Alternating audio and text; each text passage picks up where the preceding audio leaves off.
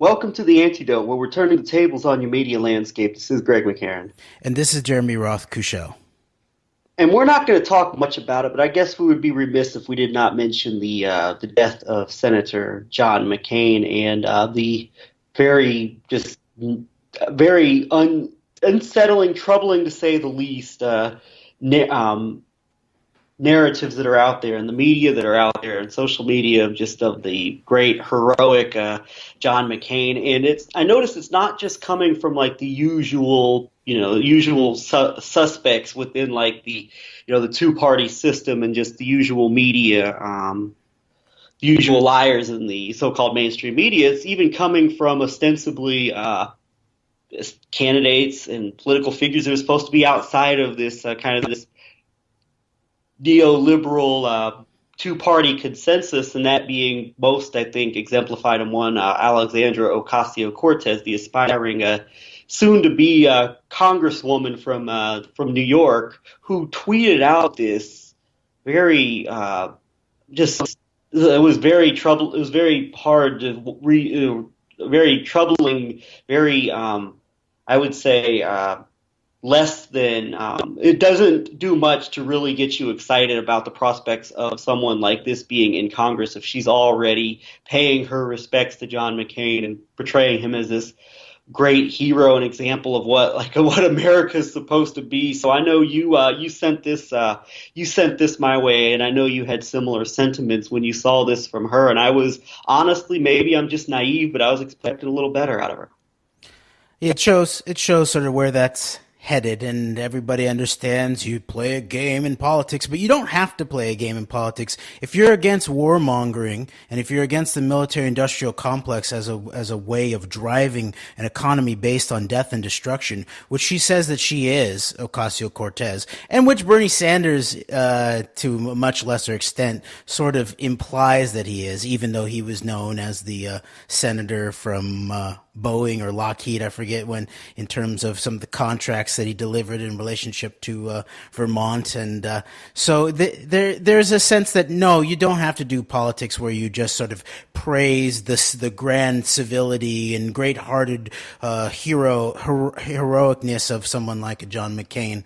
And though I also am not interested in the Caitlin Johnstone approach, maybe of the anticipation or the celebration of a death and getting kicked off Twitter for 24 hours and becoming a cause célèbre as a martyr of progressive speech, I think that we do need to be plain spoken in relationship to this moment and the background of one John McCain, and yet not get caught up in it from the whole thing of it being portrayed by elements of the so-called resistance, and that how civil and how big-hearted he was as a politician when a woman said, "I can't trust Obama. He's an Arab," and McCain says, "No, he's not an Arab. He's a good family man," and that somehow is seen as in McCain's favor when it actually shows that McCain and that campaign that he then took on Sarah Palin, of course,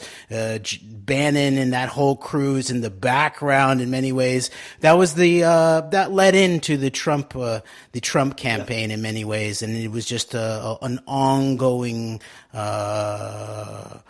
rhetorical warfare against large swaths of the human population, which included all of the warmongering that John McCain did over his lifetime, never seeing a war that he didn't like. And so I guess hashtagged just another treasonous war criminal, and maybe not quite as wicked as Netanyahu, but very likely more wicked than Putin. Yeah, that's a great analysis, and we're going to leave the legacy of John McCain to other people to discuss. I know there's other people out there that are doing a great job of really speaking a lot of truth when it comes to McCain and what his legacy represented, which is needed. I mean, I realize the whole idea of don't speak ill of the dead, but, we need to be honest, though. And I mean, someone like John McCain, I'm sorry, is not to be celebrated in any way, shape, or form, and we should absolutely be unequivocally condemning this man and everything that he stood for and everything that he advocated for, because and just condemning it without any type of reservations or without any type of second thoughts whatsoever. And that's the problem. And I think, Cortez, if we're already seeing this from her, then, I can just say I hope her reaction to the impending inevitable death of George Herbert Walker Bush is better than her reaction to this one. Although, I won't hold my breath waiting for that. But on that note, Greg, I will admit that I am into nuance and not condemning people without reservation, without considering the totality, while also being plain spoken about the the wicked aspects. And I can understand people in the age of Trump, where we will address during the show the potentiality that the 11/9 Trump, Israel, Netanyahu, Russia, Putin, City of London, Russian Jewish mob operation backed up by the large portions of the GOP Breitbart new establishment was a continuity of the 9/11 operation, and we will deal with that. And so that has to be dealt with. So I understand that if you see it like that and you see this sort of Trump assault going on, that someone like John McCain, who steps in to put his foot down in certain areas, whether it's around aspects of health care that could have impacts on people's lives potentially in a very milquetoast way, in the way that McCain did it, or things like potentially upholding little basic crumbs in relationship to a constitutional republic that's way far gone for decades and decades and decades, when you have basically the president shot in the head 50 years ago by elements that included aspects of hostile foreign power, and somehow we're talking about saving the republic, and John McCain is a hero of saving the republic in the day and age of Trump in the 21st century. Yeah, not so much. Good points, and I do agree with the need for nuance. But just in general, I mean, I think that there needs to be at least a line drawn where you just I think just generic celebrating, especially from people who proclaim themselves as being opposed to all these foreign wars and all this criminality that's been carried out in the name of the American people by this government for so long. I think that just out and out praising of someone like McCain, who has the obvious record that he did and was one of the more notorious figures within our political system in terms of advocating for some of the worst policies that have been put in place, military related, I think it is troubling. So as I said, we'll leave the legacy of John McCain for other people to discuss, and that includes people that we're going to be getting into on this show today. And I guess I'll preface what we're going to get into by the show today is going to be the first of a few that I think we're going to do over the next few weeks. It's going to be focusing on September 11th and the upcoming 17th anniversary, which of course is taking place in actually just over 2 weeks from now. And by the way, Greg, maybe we should just step back and trust the plan, because QAnon proponent Zionel is taking pictures with Trump in the Oval Office, and don't worry, he'll be also at the 9/11 Truth Conference upcoming, where Cynthia McKinney will be. So I'm sure he will once again tell us that we shouldn't focus on who did 9/11 and why, so trust the plan. Yes, Zionel, the used car salesman who I would trust about as far as I could throw him across the room. And you're right, though. Maybe we should just trust the plan. But in regards to that, as it relates to September 11th, honestly, I think that, it's our duty if other people are going to step in to give a little bit more of a critical analysis than someone like Lionel, Mr. QAnon, Mr. Drain the Swamp will give of a lot of these realities, it appears, behind September 11th. So for the next few weeks, we're going to be focusing on this event and kind of looking at it both with the benefit of hindsight, but also looking at current events 17 years later and how they figure into where we believe the investigation into an event or not so much even the investigation, but where the focus for people who are serious, I think, into trying to figure out exactly what happened on September 11th, exactly how it is continued to affect our system both domestically as well as globally with the continuing on a terrorist operation known as the War on Terror here in the West. And so this show here, I think we're just going to try to put a kind of put a narrative together here within the next few weeks. And we're going to start today. And one of the events that I think really figures into kind of looking at September 11th and where we're at now is this so-called Russiagate narrative. And I think via this Russiagate narrative, actually, I think we have a perspective on things that we may not have had just a couple of years ago. And I think that's largely ironically due to the presidency of Donald Trump, who, when you really start to look into this Russiagate connection, you will find that all sorts of these, Zionist, Soviet, Israeli, Jewish mobbed figures. You'll also find a lot of figures that are very prominent in the economic community, financial community of New York City, where Donald Trump built his empire for so long. And you'll find people that are directly involved with Donald Trump's presidency, such as Louis Eisenberg. And you'll also find people like Ronald Lauder, who has been one of Donald Trump's oldest and closest friends, the head of the World Jewish Congress, who was involved in the New York, New Jersey Port Authority in the lead up to September 11th, and Larry Silverstein getting control of the property.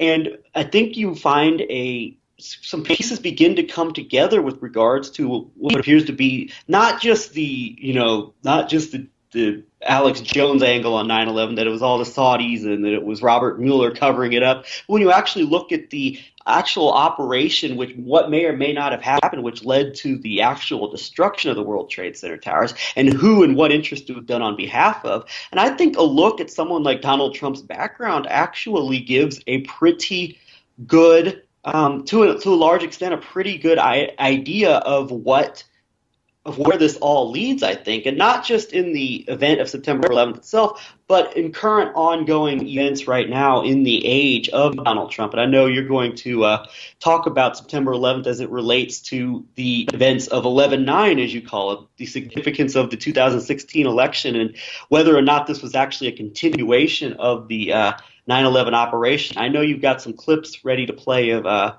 Jimmy Dore discussing in a rather very less satisfactory manner the whole Russiagate narrative and the whole idea of quote unquote Russian collusion and the possible ramifications of it. But Jeremy, do you have anything you wanted to add to that before we get into some of these clips and talking about some of these people? Well, I appreciate that breakdown, and I do think that, yes, I want to architect a little bit in pushing towards some of our next week's, following week's ongoing coverage of September 11th, and unpacking that in a way where we can sort of create maybe a framework. And in terms of September 11th, I'll get into this more later, but I would put it into a three-part framework where you have an intelligence operation, which is basically the framing of the false story, the patsy operation, the planes into building hijackers from the hills, directed from the hills of Afghanistan, and we missed it. That's an intelligence operation. Then you also have a military operation, which is the physicality, what actually happened, buildings coming down, blowing up, projectiles hitting buildings, whatever sort, however that worked. These types of actual physical military scenarios.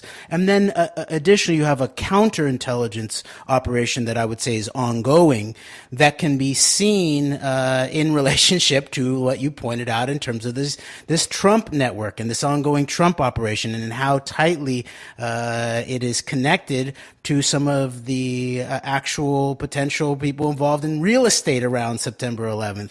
But then when you also then flip it as thinking about counterintelligence as a way of confusing people in terms of maybe proactive counterintelligence.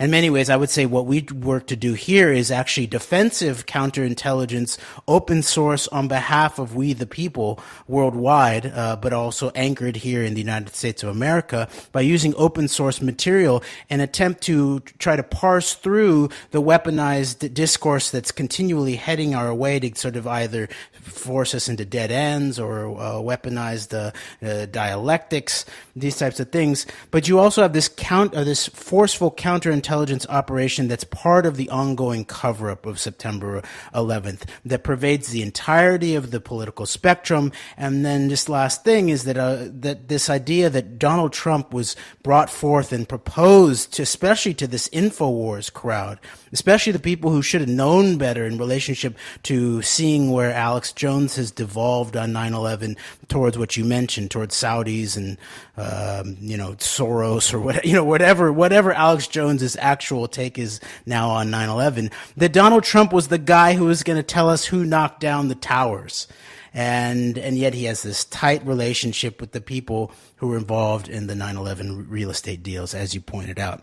So this is the level that the 11/9 operation, and representing the Trump operation, and it's a long-term operation, as we'll see, is representative of the continuity of the 9/11 operation, and in many ways not only takes advantage but expands the working of the counterintelligence operation that's part of the September 11 cover-up. And we can see, I think, that working by analyzing certain networks across the political spectrum that are somehow missing the very obvious open aspects that point to this collusion conspiracy that, yes, involves Russia in a very direct way, but also then ultimately ties back on through parts of Europe and back into Israel, and then ultimately back into Manhattan. So that's my take on that. And I would just point out in terms of Jimmy Dore that he, in terms of like things like we brought up before around people like Ocasio-Cortez or people like Bernie Sanders, he's been a very critical, and he speaks very plainly in relationship to the war celebration, the coziness of those types with the Democratic corporatists. Bernie Sanders was sort of flipping around in terms of his coziness with the Democratic Party now.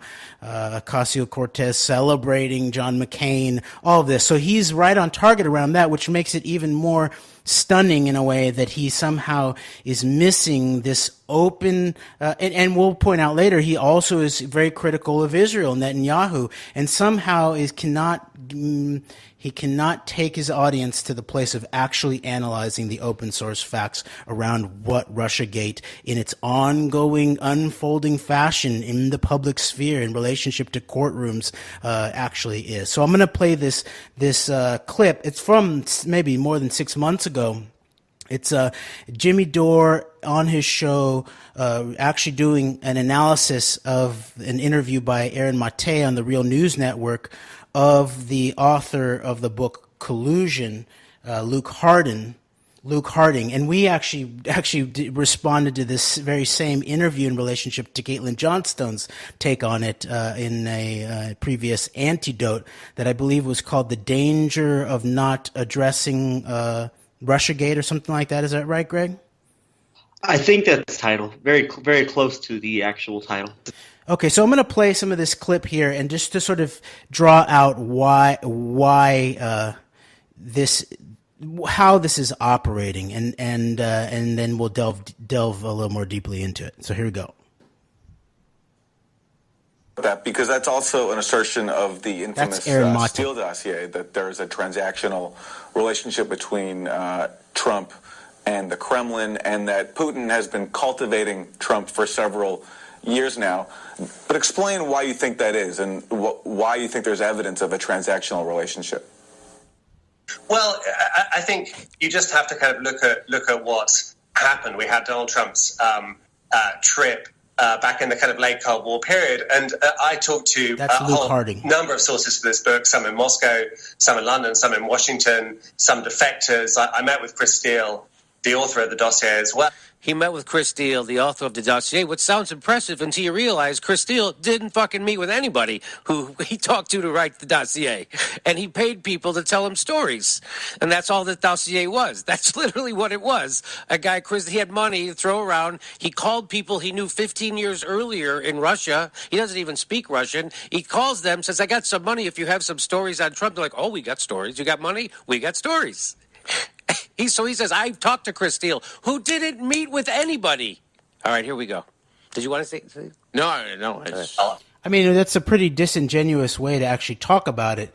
I mean, this was the head of the MI6 desk for Russia, I believe, and to sort of paint that as if he is just necessarily in this dossier, just paying people for stories and making it all up.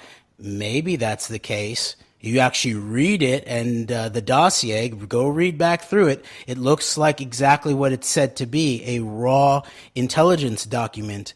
In even developed intelligence documents, if someone's batting above 70%, 80%, something like that, that's considered very, very good intelligence. This is a raw intelligence document that looks like it's heading towards that realm of, 3/4 of it is very likely correct. And are there certain key pieces that are wrong? Possibly. But the overall scheme of it looks like it's not just Steele paying people to tell him stories, and that he doesn't know anybody. No, he was the guy who headed the MI6 Russia desk, so he has some contacts that might be able to tell him certain things. Now, if you want to question about the motives of why MI6 might be, an ex-MI6 operative officer might be doing this, and then also relate it back to things like his company's relationship in the past with Oleg Deripaska, who is a key Russian Jewish industrialist involved in all of this, apparently.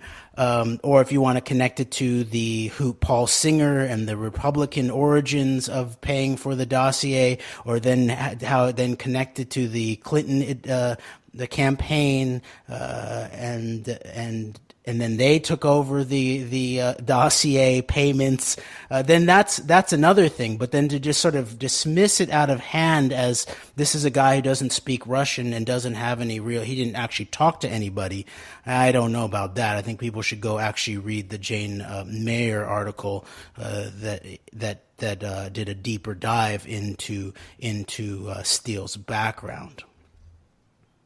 And I think what you have to understand is the fact that the sort of Soviet state and its Russian successor is very keen on kind of cultivating people, particularly Americans. And bringing Trump over for this kind of trip was pretty unusual. It was what's known in the intelligence trade as a kind of classic cultivation operation. And we know from leaked KGB memos, the kind of person they were looking for during this period was... First of all, how could it be unusual that they brought him over if it's a classic operation? So that's a contradiction, right? Am I out of my mind? He goes, so it was unusual that they brought him over to do this thing. That's classic what they do. What? You're not out of your mind, Jimmy. You're just being disingenuous because, yes, it's a classic intelligence operation. What percentage of we the people have been brought over to Moscow on a paid trip, or to go check it out at the height of the Cold War? Yeah, no one I know, I don't think. So, I mean, so that's just being disingenuous in a way. It's for it to be it's a classic operation, intelligence operation, and it's also not every single person in the United States of America has been cultivated in such a manner as Donald Trump obviously has been way back. So I'm just going to finish this off right now. He just did that, right? Yeah, I did. Okay. Yeah. All right. Someone who was vain, narcissistic, interested in money, perhaps unfaithful in their marriage. And basically, Donald Trump kind of ticks every single box. And when I was researching this, I tracked down the daughters of the Soviet ambassador at the time, who went up to Trump Tower, flattered Trump and said, "You've built the most wonderful building in America." And so it goes on. And I think it's gone through phases. What? What's going on? What the fuck was that? There was some girls who went to Trump Tower to tell him he built a great building, and so collusion. What? Yes, and then there was that guy that he talked to that didn't actually talk to anybody. That didn't actually talk to anybody. Too. There's that guy. Okay, yeah. He says some girls who went to Trump Tower. Yeah, not exactly. I mean, I agree that Luke Harding does not make a very good verbal case for all that's actually his research in his book actually represents. And I would also then say, too, is that pretty much like everybody else, he does not deal with the actual totality of this operation, especially in how tightly this long-term operation relates to Israel and mob activities and shadow government activities in the United States of America for a long time, too. But just to sort of fill out the way that someone who is actually trying to get to the bottom of this story might do, I'm actually going to read from Collusion, Luke Harding's book, where it actually describes what Jimmy Dore just dismissed as some girls complimenting Donald Trump. Okay, so I'm going to read from page 220. The KGB wouldn't invite someone to Moscow out of altruism. Dignitaries flown to the USSR on expenses-paid trips were typically left-leaning writers or cultural figures. The state would expend hard currency, the visitor would say some nice things about Soviet life, the press would report these remarks, seeing in them a stamp of approval. Despite Gorbachev's policy of engagement, he was still a Soviet leader. The KGB continued to view the West with deep suspicion. It carried on with efforts to subvert Western institutions and acquire secret sources, with NATO its number one strategic intelligence target. Nor did the KGB foresee imminent political upheaval. Its officers assumed the USSR would go on for a long time. Meanwhile, the Soviet war in Afghanistan ground on. At this point, it is unclear how the KGB regarded Trump.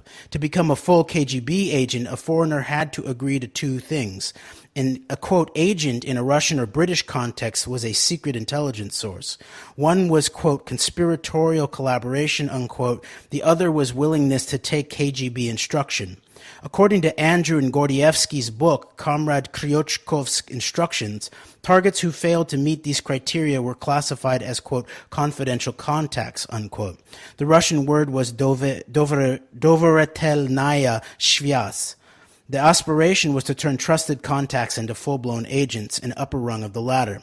As Kryotchov explained, KGB residents were urged to abandon, quote, stereotyped methods, unquote, of recruitment and use more flexible strategies, if necessary, getting their wives or other family members to help.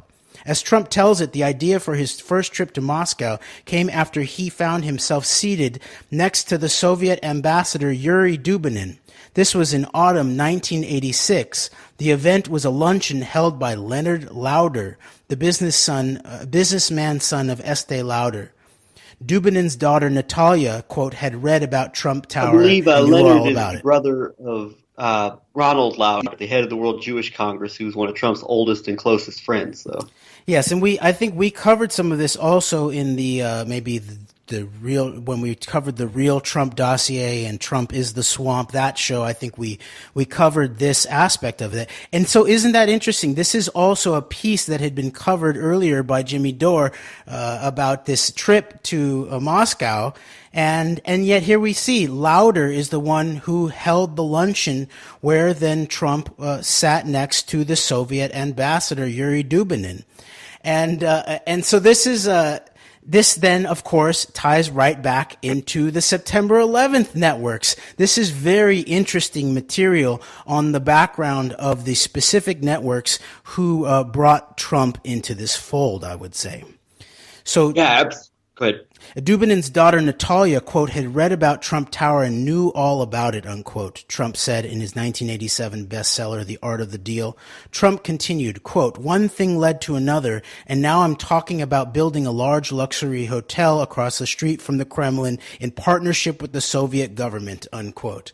Trump's chatty version of events is incomplete. According to Natalia Dubinina, and this is who Dore is referring to as some girl, you know. According to Natalia Dubinina, this is the daughter of a key Soviet ambassador. The actual story involved a more determined effort by the Soviet government to seek out Trump. In February 1985, Kryotchkov complained again about, quote, the lack of appreciable results of recruitment against the Americans in most residencies, unquote. The ambassador arrived in New York in March 1986. His original job was Soviet ambassador to the UN. Dubinina was already living in the city with her family, and she was part of the Soviet UN delegation. Dubinin wouldn't have answered to the KGB, and his role wasn't formally an intelligence one, but he would have had close contacts with the power apparatus in Moscow. He enjoyed greater trust than other lesser ambassadors. Dubinina said she picked up her father at the airport. It was his first time in New York City. She took him on a tour. The first building they saw was Trump Tower on Fifth Avenue. She told Komsomolskaya Pravda newspaper. And Dubinin was so excited he decided to go inside to meet the building's owner. They got into the elevator. At the top, Dubinina said they met Trump.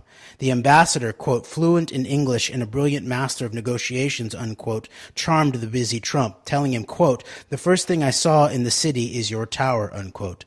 Dubinina said, quote, Trump melted at once. He is an emotional person, somewhat impulsive. He needs recognition. And of course, when he gets it, he likes it. My father's visit worked on him. Trump like honey to a bee, unquote. This encounter happened 6 months before the Estee Lauder lunch. In Dubinina's account, she admits her father was trying to hook Trump.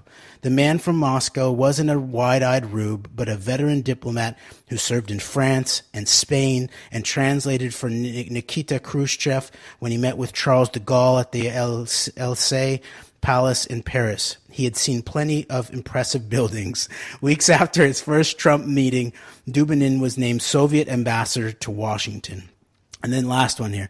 Dubinina's own role is interesting. According to the Matrokhin archive, the Soviet mission to the UN was a haven for the KGB and GRU.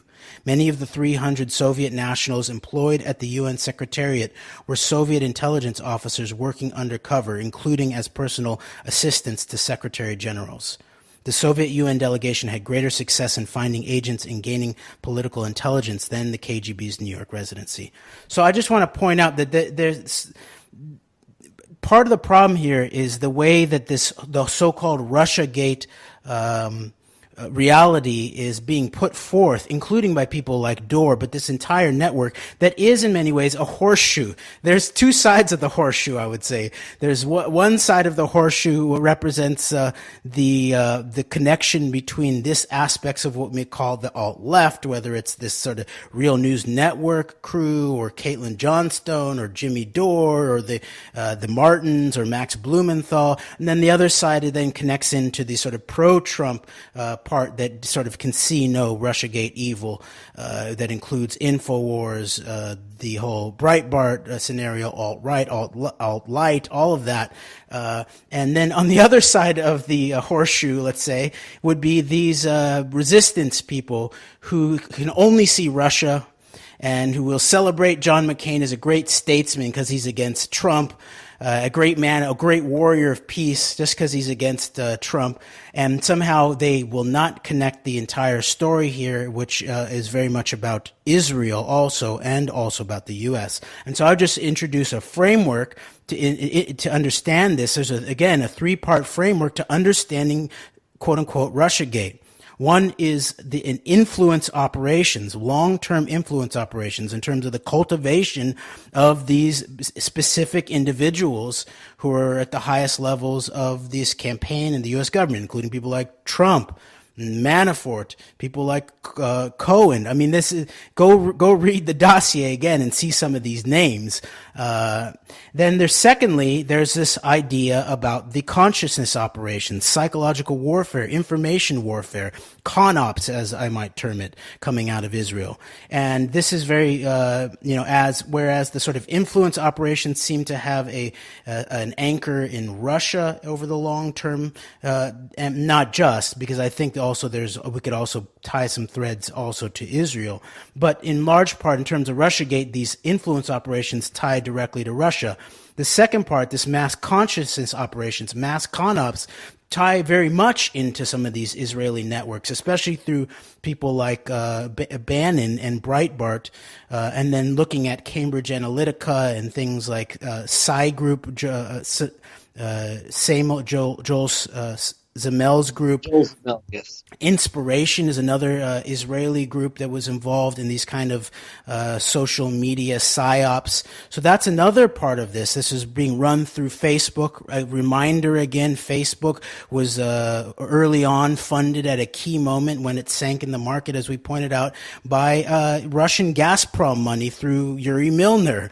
So I don't think that's not a coincidence in many ways. And so Facebook is at the center of this. And then finally is election rigging, the actual that, and I would say that's the United States, and that's where you start getting into things like Code Red, the book by Jonathan Simon that I think is key in all of this. It points out how in the United States of America, the actual rigging, hardcore machine, like, material rigging of elections seems to run primarily through the right wing and through GOP networks, which is what we have to then go look back at 2016 and whether this was just sort of like the pollsters got it wrong and there was all these discontinuation between the exit polls and the actual results in key states, or whether this was just once again a follow-up to 2000 and 2004, which I would say also, if you think about 2000 election as surrounding the 9/11 operation,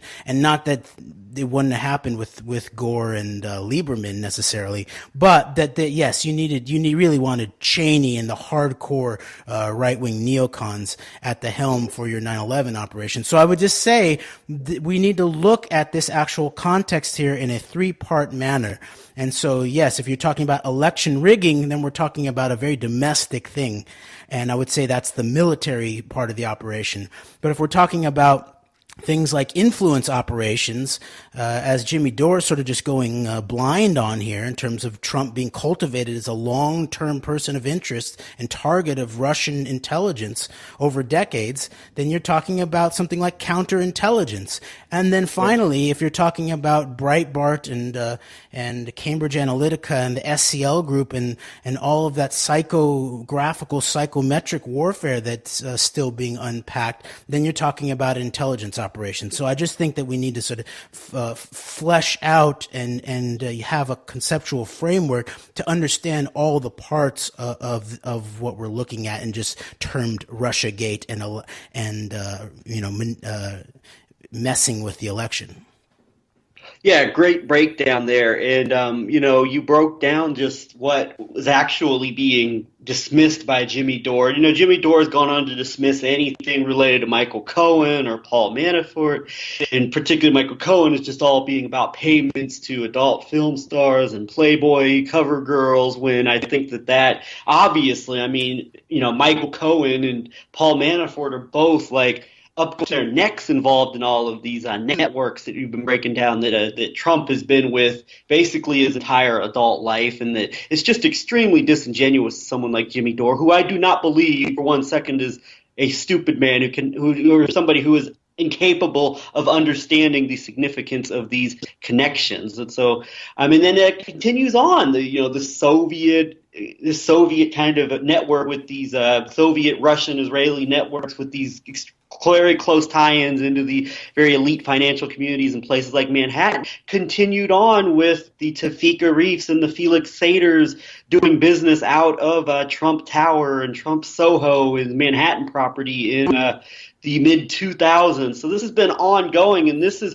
much, much deeper than just, Russia's trying to rig our democracy. And I just have a hard time believing someone like Jimmy Dore is just so ignorant to these realities. But I know we're going to add some clips into the show description of Jimmy Dore basically deferring to Noam Chomsky on September 11th, saying that 9/11 truth is above his pay grade, and also a clip of Dore approvingly citing Chomsky and talking about Israel interfering in elections, which of course is a problem when this whole Russiagate narrative is so directly and so closely connected to a lot of the highest levels of the Israeli establishment, including Benjamin Netanyahu himself. And just like people like Oliver Stone and Chomsky himself have done, Jimmy Dore is now using Israel to dismiss possible Russian election collusion, which is just extremely, I think, missing the point. But I think Jeremy, if you don't have anything else to say about this, we're going to move on real quick to. Yeah, I just wanted to say in terms of, you're right, that because now, just very recently, Dore has dismissed the Manafort guilty verdicts as just sort of having to do with just some random tax things that have nothing to do with Russian collusion. Meanwhile, there's going to be Manafort is facing another trial, one in which the Russia aspect will be in the mix, I believe. And it should be pointed out that some of this tax stuff is right in the background. And while Dore tries to wave it away, is like, well, this was even before he was involved with Donald Trump. Some of this stuff happened right before he came in to help manage or to be the head manager of the Donald Trump campaign, and when he was millions and millions of dollars in debt to these key Russian Jewish oligarchs with tight connections to Putin, such as people like Deripaska. So that is obviously a part of this. If you're thinking about an influence operation, just as we read, like they're looking for your weaknesses in terms of whether it's your Manafort's desire to spend lots of money on ostrich jackets or that type of thing. This is an influence operation, so it very much has to do with so-called Russiagate. So that's right in the mix there. And so once again, Dore should have filled in the background when commenting on the Cohen and the Manafort stuff. Go back to the Steele dossier, but even more important, just look at what's on the direct record and look into people like Dmitry Firtash, who was the key oligarch who was helping Manafort in his Ukraine operation. Yeah.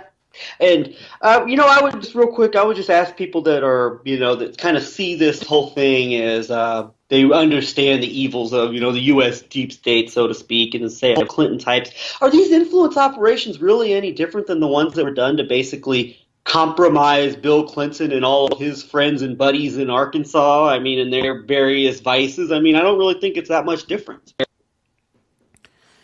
No, it's just even deeper and more worldwide in a certain way. And you mentioned Tawfiq Arif, which in some ways this collusion is right on the surface. Not people in Donald Trump's circles. In terms of the actual connection between Russia and the United States in terms of the election has not yet been, people have not been found guilty exactly for that. Although you see the Flynn indictment is very much connects this whole thing. It's Russia. He's working with Russia behind the scenes. He's tasked to do that by Trump and Kushner, and it's also Israel is really front and center and all of that. And so we'll also link to an article about Tawfiq Arif, which is, you can find the picture of Trump with Tawfiq Arif and Felix Sater. This is right in Trump's wheelhouse, and we'll link to an article on trump-russia.com, who is Tawfiq Arif, and gets into his Soviet commerce background and wrestles with some of that, and then connects him with certain people like Michael Cherney. I don't know if it's Michael. Yeah, Michael Cherney. I'm just going to read briefly from this. Swiss authorities in 1996 accused Michael Cherney of drug trafficking, money laundering, fraud, and sponsoring murder on behalf of a Russian organized crime group run by Ivankov. This was the infamous Russian mob boss nicknamed Yaponchik, who had settled in New York, where the FBI found him hiding out in Trump Tower in Trump's New Jersey casino. Michael Cherney has repeatedly denied these allegations, which he blames on his arch enemy and former partner Oleg Deripaska, one of the wealthiest men in Russia. In 2008, the federal Swiss court exonerated him of all of the charges, but 2 years later, Spain issued an international arrest warrant for Michael Cherney's arrest on money laundering charges. Did Arif have links to the Russian mafia? Felix Sater, who worked under Arif at Bayrock, seems to think so. And so just for all the leftists, too, this is, look at what this is. This is like a imperial set, too. This is all about, these are all people who are involved in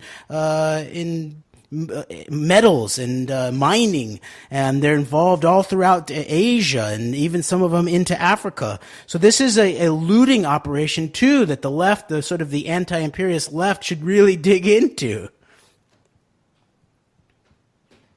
Indeed, and I think that this would be a good time to, and this very much I think ties into what we just talked about with Jimmy Dore, and this I think provides another layer into this whole Russiagate narrative, and that is perhaps even the role of a lot of Russian state media, so to speak, such as Russia Today and a lot of perhaps very questionable, likely less than honest operatives acting within these circles, within these various state-run media networks, such as not just RT in Russia, but also even perhaps something like Telesur in Venezuela. And that is going to lead us into a clip of from Max Blumenthal's program, Moderate Rebels, where he's introducing his guest, Abby Martin, my favorite person in the world, who, of course, at one point was a very outspoken advocate for 9/11 truth and has really regressed in a lot of ways. And I think this opening clip of Max Blumenthal, who's a leading poo-pooer of the Russiagate narrative, very much in the vein of a Jimmy Dore, and somebody who has taken shots at people who are truthers in his eyes, has been very, very critical of 9/11 truthers. This clip of him describing Alex Jones, I think, really is a very interesting one that I think is pretty enlightening in some ways. Okay, here we go. Moderate Rebels. All right, welcome to Moderate Rebels. It's August 13th, 2018. I'm Max Blumenthal. Ben Norton is on hiatus, but he'll be back next week. Much needed rest from the cascading series of organically developed crises we're facing here, which we deflect onto Russia and external forces. We're here with Abby Martin, who is a friend of the show and has been really at the center of what we want to discuss today, which is a really concerted campaign to suppress dissident voices in online media. And it appears that this campaign is ramping up with a lot of government pressure on a very passive, willing partner in Silicon Valley. Abby, welcome to the show. Thanks so much for having me on, Max. Good to have you here at this time, at this moment in history. One of our favorite people, Alex Jones, was just removed from several, pretty much all online platforms.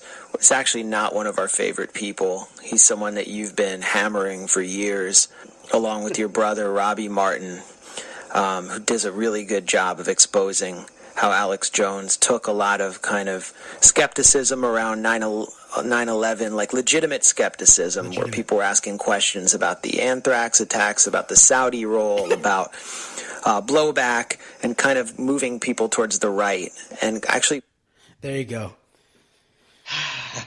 Yeah, so if you're not talking about hijackers or anthrax or Saudi Arabia, then you're moving people to the right. I guess that's what all that science. Oh, that's right wing quack nonsense. Yeah, things like gravity or the second law of thermodynamics. Those are right wing concepts.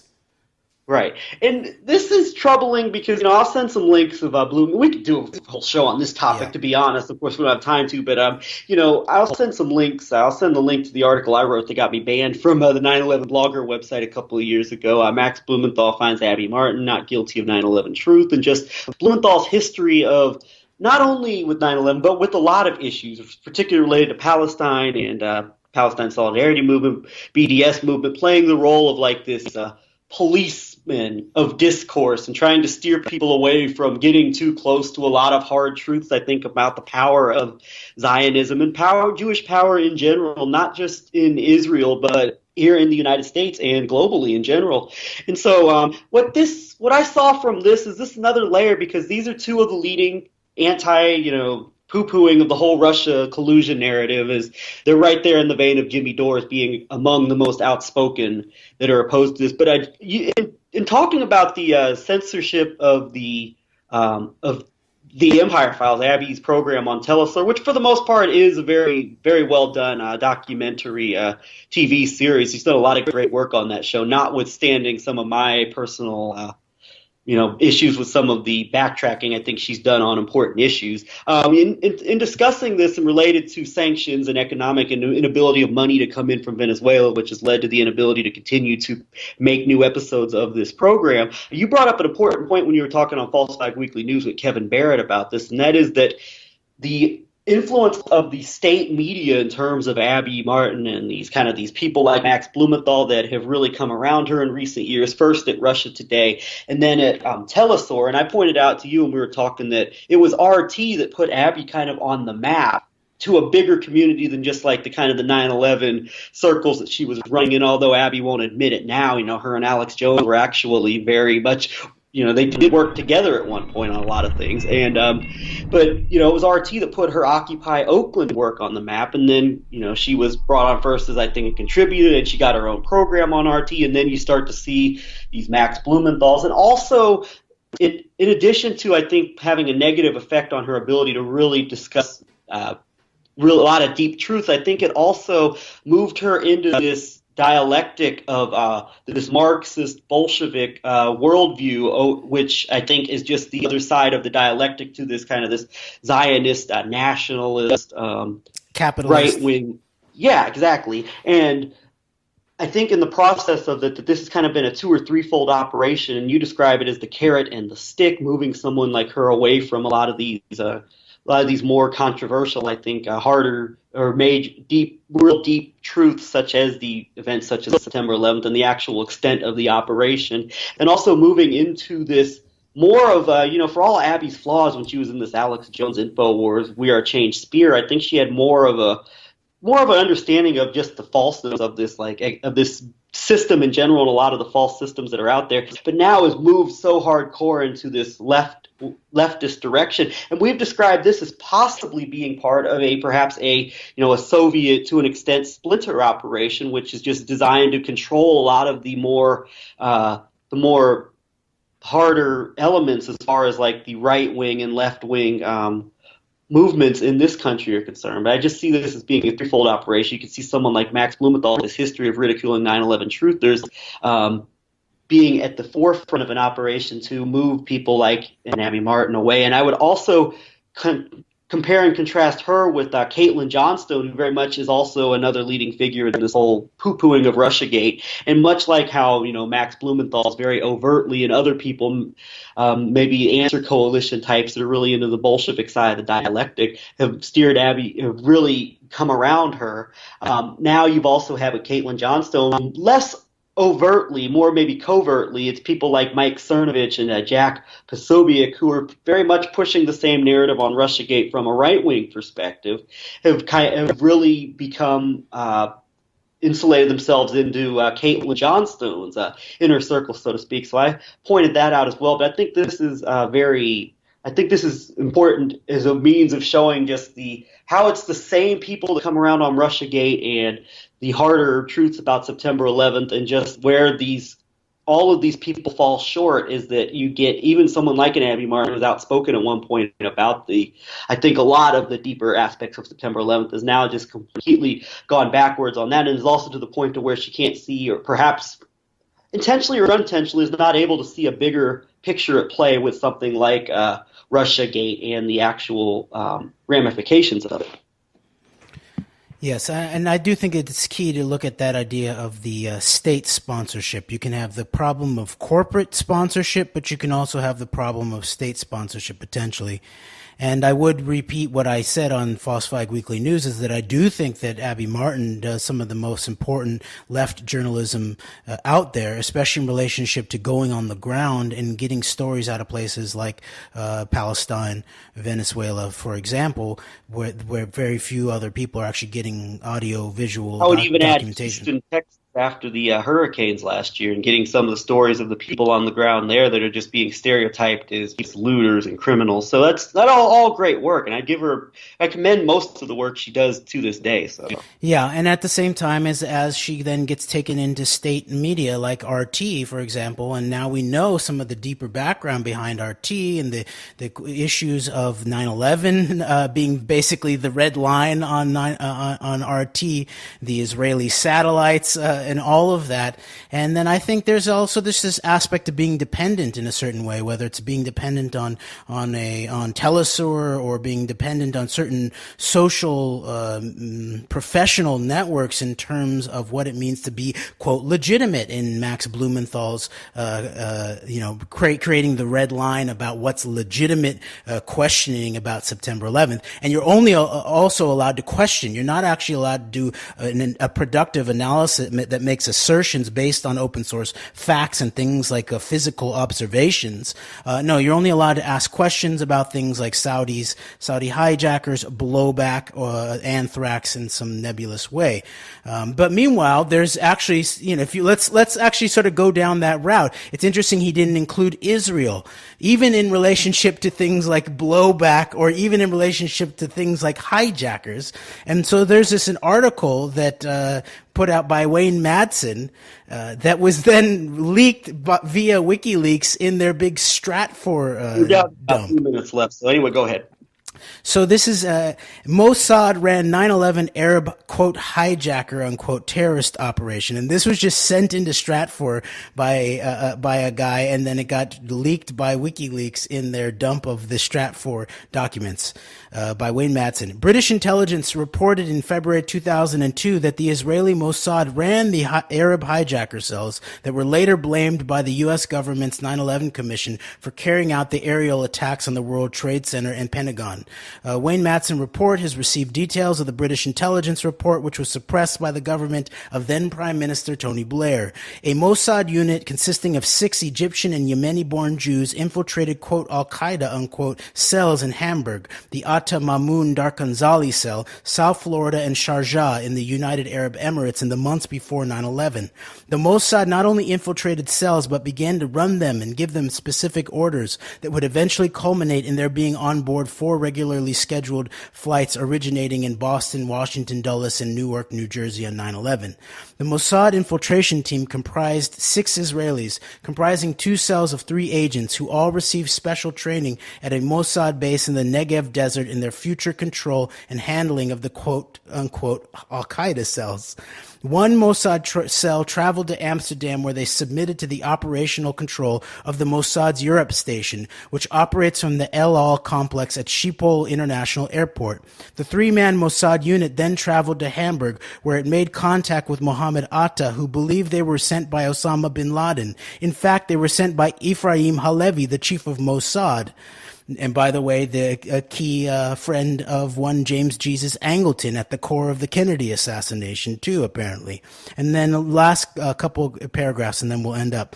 The second 3-man Mossad team flew to New York and then to southern Florida, where they began to direct the, quote, al-Qaeda, unquote, cells operating from in Hollywood, Miami, Vero Beach, Delray Beach, and West Palm Beach. Israeli, quote, unquote, art students already under investigation by the DEA for casing the offices and homes of federal law enforcement officers have been living among and conducting surveillance of the activities, including flight school training of the future Arab, quote, hijacker, unquote, cells, particularly in Hollywood and Vero Beach. In August 2001, the first Mossad team flew with Atta and other Hamburg, quote, unquote, al-Qaeda members to Boston. Logan International Airport Security was contracted to Huntley USA, a firm owned by an Israeli airport security firm closely connected to Mossad international consultants on targeted security. ICTS's owners were politically connected to the Likud party, particularly the Netanyahu faction, and then Jerusalem mayor and future Prime Minister Ehud Olmert. It was Olmert who personally interceded with New York Mayor Rudolph Giuliani to have released from prison 5 urban moving systems employees identified by the CIA and FBI agents as Mossad agents. The Israelis were the only suspects arrested anywhere in the United States on 9/11 who were thought to have been involved in the 9/11 attacks.